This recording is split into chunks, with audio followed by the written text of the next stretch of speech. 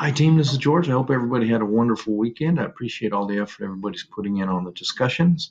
And let's jump in to our final project, our signature assignment. I told everyone that I was going to deliver a template that can be used, and here it is. I finally came up with something that we can probably use for all three. Now, remember, when I give you a template or something, it is not the absolutely have to be used. If you want to structure your paper in a different way, please feel free to do so. The only thing we have to do is remain APA compliant. So we have to use the APA style, but this is just one way of looking at the project. So if you're having a little bit of a struggle getting started, feel free to use this. And if you just want something where you can just plug in all the research that you've done, feel free to use this as well, but don't feel that you have to use it because many of you are very established writers. So I appreciate what it takes to do that. So first off, just the title page, we've all had that. Then our abstract, remember the abstract,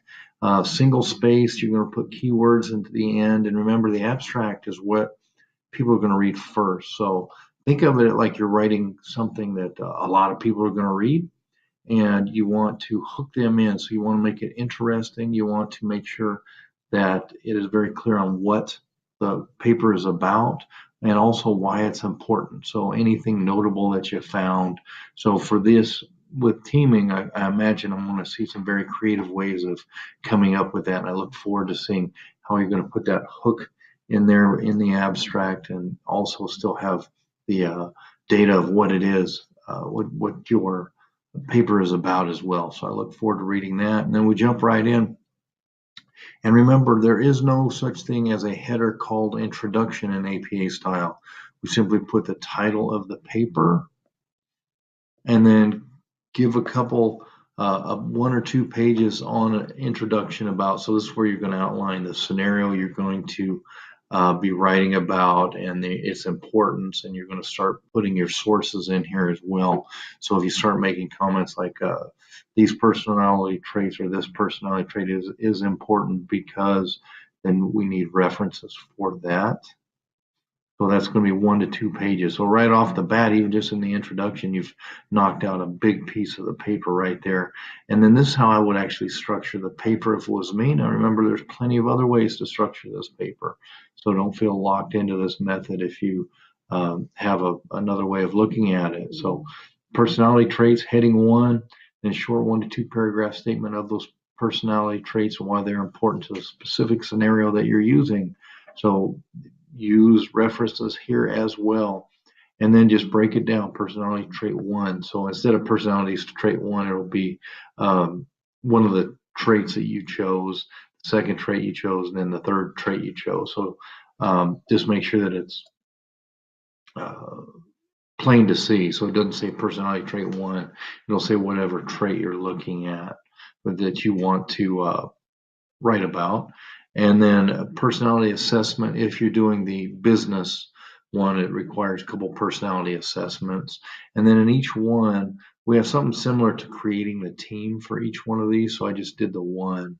So creating a team, anytime you have a heading 1, give 1 to 2 paragraph summary of what that is. So the personality traits that are going into creating the team, and tie it into uh, the different sketches, the value, and things like that. So think of that like an overview, and then go right into the traits, the personality sketches that you made. So in other words, you're think of yourself like an FBI agent right now. You're profiling what these personalities would look like together. So you're profiling somebody who has all these personality traits, except we're doing it in a good way. We're not looking at uh, from the perspective of the FBI, we're looking at a perspective of team building, which is fantastic. So, and then remember to write in the value that those personality sketches bring to the team, because everybody brings something a little bit different. And what we need to do, just this has nothing to do with the paper, but when we're building teams, I've been lucky enough to build a couple of high performing teams in a couple of different areas. And the key for that is we're not making judgments, good, bad, right, wrong, as far as personality traits for the team. We're non-judgmental with those personality traits, but we look for the value that they bring. So instead of focusing on this is good for the team, bad for the team, we focus on what is brought for the team, and then we work with individual people to bring out those pieces that bring that high value to the team so we can have a high performing team. So just kind of a interesting side note, rabbit trail there, if you will. And then, of course, with any personalities, if you are ever on a team that doesn't have issues, you are not on a high performing team because every team has issues. You're probably not even on a low performing team if you don't have issues. Uh, every team has issues, and we need to anticipate those issues. And most of the issues are because of personalities. We have personality clashes, we have different perspectives, things like that. That's why it's important to look at the value that that everyone brings to the table rather than judging this is good for the team, bad for the team, good idea, bad idea. No, we want to look at value propositions of everybody that comes to the team. Anticipated issues. You've all worked on teams at some point and have seen a lot of issues, so you're probably good at anticipating what the different personality sketches will bring. Like me, one of the issues that I bring to a team whenever I bring, I'm when I'm brought into the team, I'm the risk taker. I'm going to just throw caution to the wind. I'm going to get 80% of the facts and I'm going to take an action. That's what I do. And is that always the best way to go? No, made a mistake here or two in life, and that's okay. But that's one of the issues that my personality brings to a team. We're going to move. I'm going to make decisions and go forward. So there are issues that come with that, but there's also rewards that come with that too. So you have to look. That's why it's not right, not wrong. It just is, and it brings certain value. So if you want my risk taking to be tempered a bit, then you bring somebody else in who's a little more methodical. I always had one person on the team. Uh, I'll admit to it here, so don't tell anybody. But I always had, at least in the initial phases, I had somebody on the team who thought nothing would work ever because they would poke holes in everything. And I would have that person initially on the team so they could poke holes in every idea that we had just to see where those holes were.